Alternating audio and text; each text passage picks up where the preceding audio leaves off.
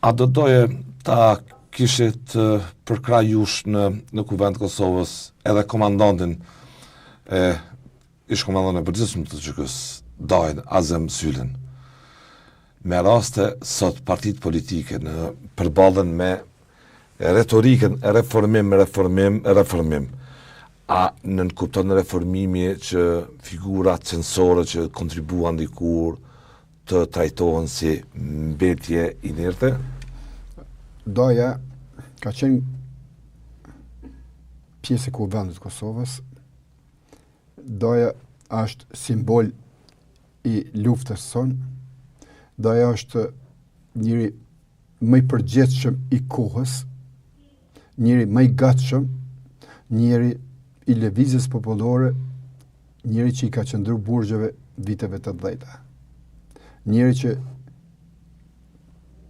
ka marrë pjesë në çdo vend, edhe në nënshkrimi i tij është nga Ushtria Qëllimtare e Kosovës deri te komandanti i përgjithshëm edhe deputet.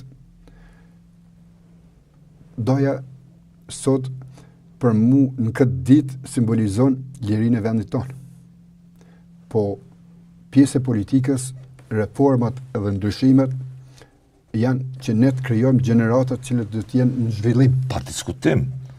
Dhe doja ka kriju gjeneratat, po ka kriju gjeneratat cilët vinë në vazhdimsi, dojen më të ri dhe dojen më të vjetër, të gjitha gjeneratave, kështu që doja e ka dhënë kontributin e zakonshëm për vendin. S'po them që ai ka mëri, ka merak total. Tash, po duket që ka pasur një ngarrindje të panevojshme edhe për brenda partive politike që figurat e luftës, si më thon tani mohon në këtë presionin, ta them figurativisht publik për reforma.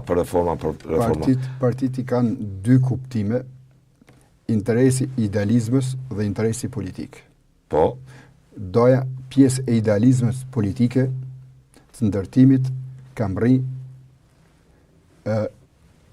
pikën ku ai i ka mbyll kapitullin idealist të vendit. Tani, doja nuk është pjesë e interesave politike. Doja është simboli jonë, pjesa e reformave, pjesa e zhvillimit, pjesa e njerëzve gjeneratave që i ka përgatitur doja janë pjesë e politikës.